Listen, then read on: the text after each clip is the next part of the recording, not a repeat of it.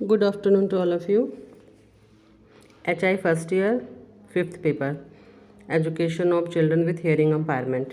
ठीक है, हमने इसकी फर्स्ट यूनिट कंप्लीट कर ली। अब हम आते हैं सेकेंड यूनिट पर। सेकेंड यूनिट है आपकी options for education, special education है ना।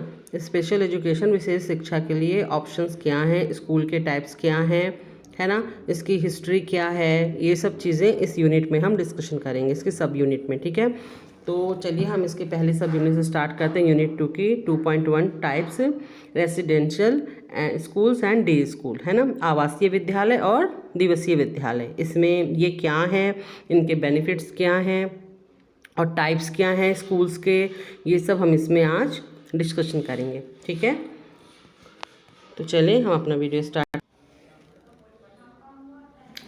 तो देखिए, स्कूल के टाइप्स वगैरह जानने के पहले हमको ये समझना ज़रूरी है कि स्कूल है क्या, है ना।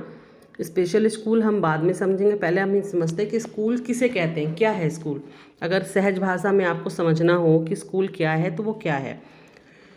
तो विद्यालय एक सामाजिक संस्था है जो कि समाज के प्रति उत्तरदायी होती है। विद्यालय क्या एक सामाजिक संस्था है क्योंकि उसमें समाज से जुड़े काम ही तो होते हैं, पर्सनल तो उसमें कुछ नहीं होता, वो सामाजिक संस्था है। ठीक है, इसलिए विद्यालय में देश और समाज की आवश्यकता के अनुसार शिक्षा दी जाती है। क्योंकि वह सामाजिक संस्था होती है विद्यालय एक तरीके की, तो वहाँ पर देश के हित में क्या है और समाज के हित में क्या है, इससे रिलेटेड ज्ञान, इससे रिलेटेड शिक्षा जो है वो विद्यालय में दी जाती है। ठीक है ना। विद्यालय का यह कार्य होता है कि शिक्षा के द्वारा वह ऐसे नागरिक तैयार करे जो कि देश और समाज की आवश्यकताओं को दूर कर सके और आगे बढ़ा सकें। तो क्या होता है, विद्यालय का कार्य क्या होता है कि अपने यहाँ वो बच्चों को ऐसे नागरिक के रूप में तैयार करे कि वो देश का नाम उज्जवल कर सकें, अपने देश को आगे बढ़ा सकें, अपने समाज को आगे ले जा सकें, उन्नत करा सकें। ठीक है, तो विद्यालय के बारे में हम समझ गए कि स्कूल क्या है। स्कूल एक सामाजिक संस्था है जो एक अच्छे नागरिकों का निर्माण करती है, देश हित में, राष्ट्र हित में और सामाजिक हित में। ठीक है, सामान्यतः विद्यालय से तात्पर्य हम ऐसी संस्था से है जहां पर भविष्य की आवश्यकता के अनुसार बच्चों को शिक्षा और प्रशिक्षण देकर अपने आने वाले जीवन के लिए तैयार किया जाता है। ठीक है, और दूसरे शब्दों में कहें तो विद्यालय से तात्पर्य ऐसी संस्था से है जहां पर भविष्य में, जो हमारे भविष्य में हमारी आवश्यकताएं होंगी, उनके अकॉर्डिंग बच्चे को शिक्षा दी जाती है, प्रशिक्षण दिया जाता है और आने वाले जीवन के लिए तैयार किया जाता है। ठीक है, आज के टाइम में हम चल रहे हैं, आज हमारे पास बहुत सारी टेक्नोलॉजी है, उसके अकॉर्डिंग अगर हम देख रहे हैं कि इन फ्यूचर ये टेक्नोलॉजी इस तरीके से डेवलप्ड होगी और इसका ऐसे बेनिफिट मिलेगा, तो हम उस चीज़ को अपने सब्जेक्ट में ऐड कर लेते हैं विद्यालय में और बच्चों को उसके अकॉर्डिंग भी शिक्षित और प्रशिक्षित करते हैं ताकि वो पढ़ाई हुई चीज़ आने वाले भविष्य में उसके बहुत कारगर सिद्ध हो। ठीक है, इसलिए शिक्षा का उद्देश्य बच्चों का सर्वांगीण विकास होता है। ठीक है, और विद्यालय ऐसे जगह होती है जहाँ पर ये कार्य संपन्न किए जाते हैं। ठीक है, तो शिक्षा का क्या उद्देश्य होता है, क्योंकि हम सब जानते हैं कि शिक्षा का उद्देश्य होता है एक बालक का सर्वांगीण विकास, मतलब उसके पूरे व्यक्तित्व का विकास करना। ठीक है, और विद्यालय ऐसी जगह है जहाँ पर उसका विकास शिक्षा के द्वारा किया जाता है। ठीक है, इसलिए कोठारी आयोग ने कहा था, कोठारी आयोग के अनुसार एक कोटेशन है जिसमें उन्होंने कहा है कि देश के किस्मत या भाग्य का निर्माण बड़ी बड़ी फैक्ट्रियों से नहीं बल्कि क्लासरूम में होता है। कोठारी आयोग ने अपने एक लेख में ये कहा है कि जो देश का जो भाग्य का निर्माण होता है, जो देश का निर्माण होता है, वो जो होता है किसी बड़ी बड़ी फैक्ट्रियों में नहीं निर्मित होता है, वो कहाँ निर्मित होता है, क्लासरूम में निर्मित होता है। कैसे, क्योंकि वो जो बड़ी बड़ी फैक्ट्रीज़ को चला रहे हैं, जो बड़ी बड़ी फैक्ट्रीज में मशीनरी लगा रहे हैं, जो वर्क कर रहे हैं, उन सबों को ज्ञान कहाँ से मिला है, उन सबको ज्ञान एजुकेशन के माध्यम से मिला है। एजुकेशन स्कूल में आकर के उन्होंने ग्रहण करी, वहाँ पे वो शिक्षित हुए, वहाँ वो प्रशिक्षित हुए, तब कहीं जाके उन्होंने उस लेवल पर फैक्ट्रीज़ को करा, उस लेवल पर चीज़ों को प्रमोट करा, बनाया, तो इससे हमारा देश आगे बढ़ा। तो देश के का निर्माण, देश की तरक्की कहाँ पर है, देश की तरक्की बड़ी बड़ी फैक्ट्रीज में नहीं है, देश की तरक्की क्लासरूम में है। ठीक है, अब हम देखते हैं टाइप्स ऑफ स्कूल। विद्यालय के प्रकार, यहाँ पे तो हमने समझ लिया कि विद्यालय क्या है, ठीक है। अब हम विद्यालय के प्रकार को देखें तो विद्यालय संचालन के तरीके के आधार पर शिक्षण देने की अवधि और प्रावधान के आधार पर, ठीक है, कई तरीके के विद्यालय होते हैं। मतलब विद्यालय को चलाने के तरीके से शिक्षण देने की अवधि के आधार पर, उनके प्रबंध के आधार पर विद्यालय के कई प्रकार होते हैं, लेकिन सामान्यतः जो सबसे अधिक प्रयोग में होता है वो इस प्रकार से है, ठीक है। वैसे तो विद्यालय के बहुत सारे टाइप्स हैं अपने अपने चीज़ों के अकॉर्डिंग, लेकिन नॉर्मली जो यूज़ होते हैं वो टाइप दो प्रकार से हैं, मतलब इस प्रकार से हैं। आप देखिए, पहला समय व शिक्षा देने की अवधि के आधार पर, समय और शिक्षा देने की अवधि के आधार पर, इस आधार पर मुख्यतः दो रूप से विद्यालय होते हैं, जिसमें शिक्षा समय की अवधि निर्धारित होती है, उसके हिसाब से जो शिक्षा दी जाती है उस पर दो तरीके के। पहला आपका दिवसीय विद्यालय, मतलब डे स्कूल, जहाँ बच्चा आपका एक टाइम पे जाता है, दूसरे टाइम पर लौट आता है, जैसे नॉर्मली बच्चे जाते हैं, है ना। तो डे स्कूल क्या है? दिवसीय विद्यालय से तात्पर्य ऐसे विद्यालय से जहाँ पर केवल शिक्षा दी जाती है। इस प्रकार के विद्यालय में शिक्षा पूर्व निर्धारित समय के अनुसार दी जाती है और एक निश्चित समय बाद छुट्टी होने के बाद अपने घर चला जाता है। इस प्रकार के मतलब जो दिवसीय विद्यालय होता है उसमें सिर्फ शिक्षा दी जाती है, ठीक है। और वहाँ पर क्या होता है कि एक निर्धारित समय पर बच्चा विद्यालय में आता है और शिक्षा पूरी होने के बाद चला जाता है, घर चला जाता है, ठीक है।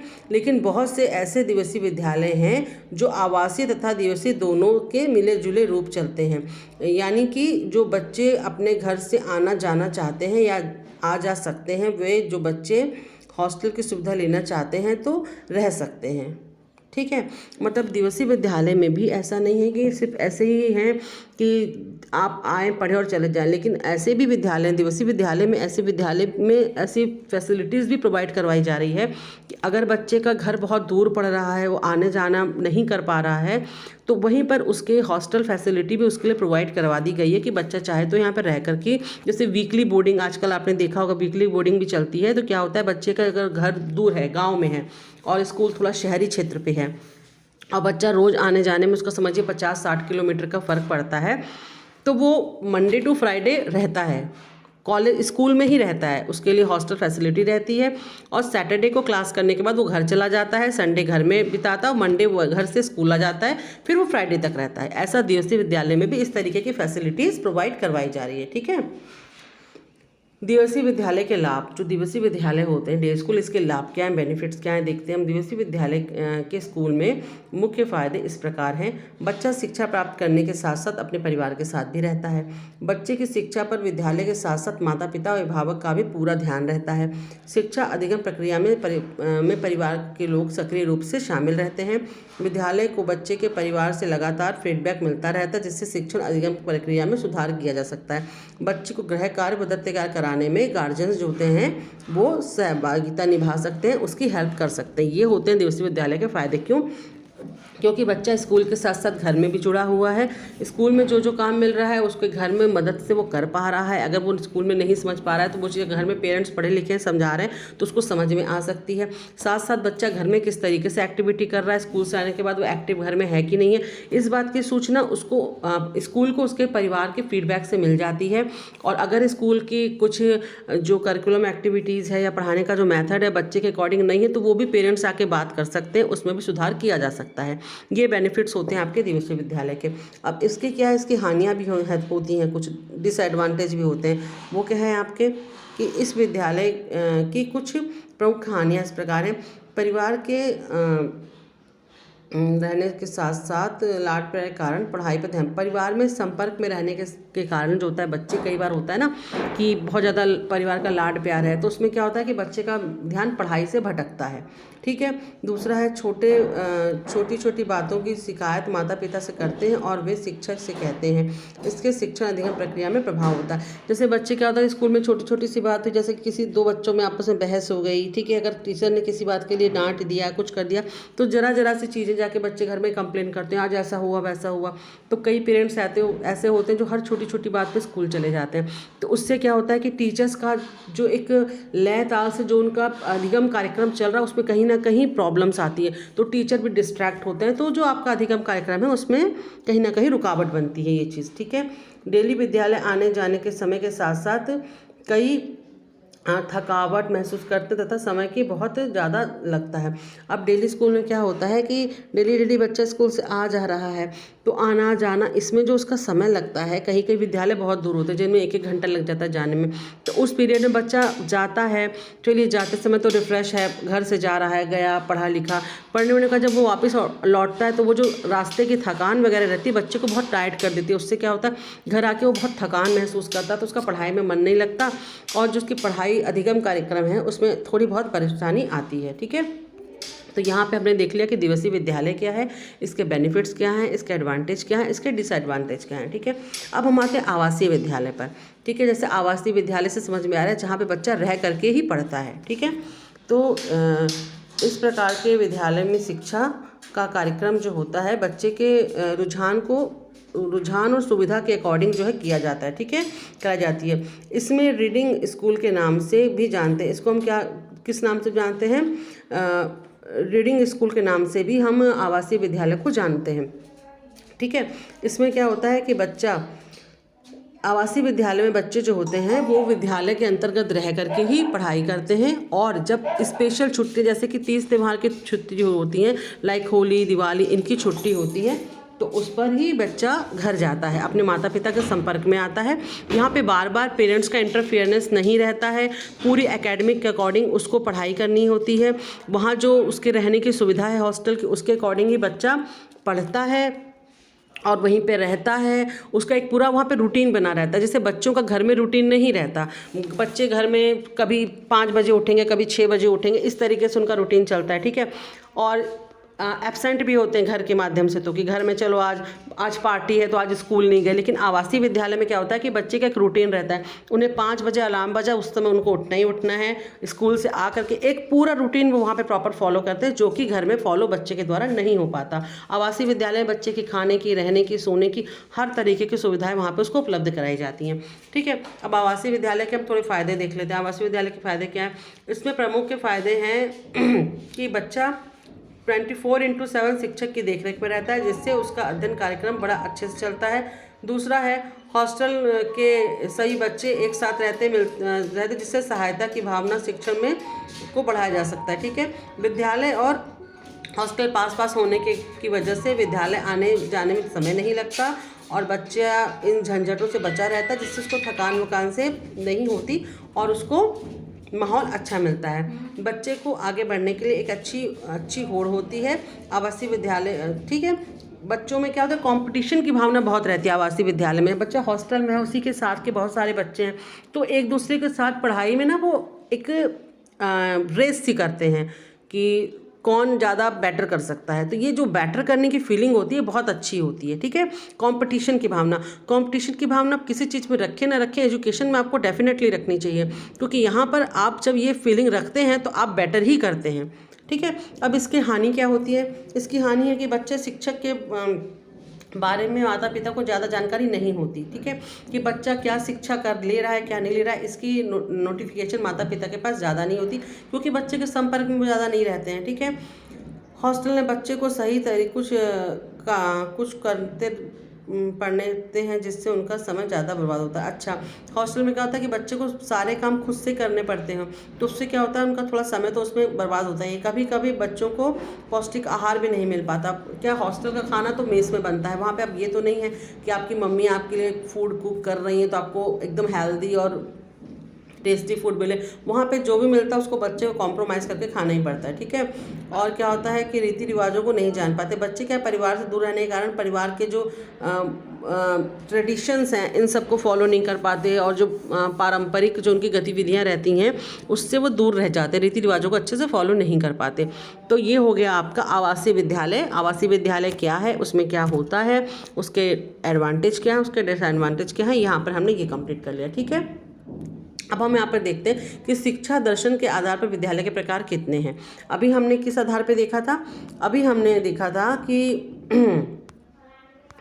अभी हमने देखा था समय व शिक्षा देने की विधि के आधार पर विद्यालय के प्रकार। ठीक है, अब हम यहाँ पर देखेंगे कि शिक्षा दर्शन के आधार पर विद्यालय के प्रकार क्या हैं। तो पहला है आपका सामान्य स्कूल, नॉर्मल स्कूल। ठीक है, तो जनरल स्कूल तात्पर्य स्कूल से है जिसमें पारंपरिक विधियों से सामान्य आवश्यकता वाले बच्चों को शिक्षा दी जाती है। वर्तमान समय में इस प्रकार के विद्यालय सबसे अधिक पाए जाते हैं। इस तरह के विद्यालय में विशेष आवश्यकता वाले बच्चों की आवश्यकताओं को ध्यान में नहीं रखा जाता है। सामान्य विद्यालय में शिक्षा एनटीटी, आईएटी, बीएड जैसे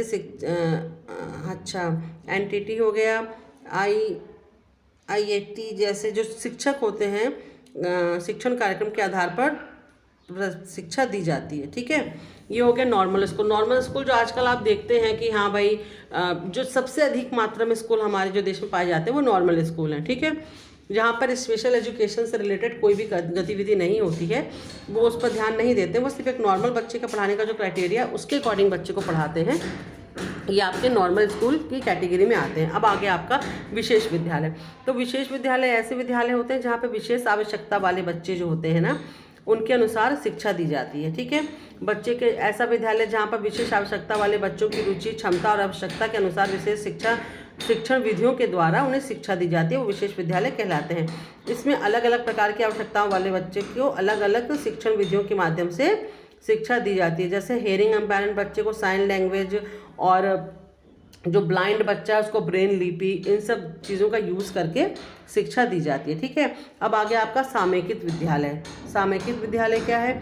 सामयिक विद्यालय ऐसा विद्यालय है जहाँ पर सामान्य बच्चे शिक्षण ग्रहण करते हैं, लेकिन साथ साथ कुछ विशेष आवश्यकता वाले बच्चे भी उनके साथ शिक्षा ग्रहण करते हैं। ठीक है, ये होता है आपका इंट्रोगेटिव सामयिक विद्यालय। ठीक है, इसमें नॉर्मल के साथ साथ विशेष आवश्यकता वाले बच्चे भी रहते हैं। जैसे कि अगर नॉर्मल बच्चा है तो उसके साथ साथ जो HI बच्चा है, जिसका हेयरिंग इम्पेयरमेंट चाइल्ड है और जिसका आपने हस्तक्षेप कार्यक्रम के माध्यम से उसको हेयरिंग एड प्रोवाइड करवाया, जिससे वो नॉर्मल एजुकेशन के फील्ड में जा सकता है, उसको ग्रहण कर सकता है, वैसे बच्चे भी उसके साथ वहाँ पर टीच करते हैं। ठीक है, वर्तमान समय में ऐसे विद्यालय प्रयोग में बहुत ही कम हैं। शिक्षा को इस विधि को बढ़ावा देने के लिए 1947 में IEDC मतलब कि integrated education of the disabled child की स्थापना की गई थी। ठीक है, लेकिन प्रेजेंट में भी अभी इस टाइप के स्कूल बहुत कम है हमारे देश में।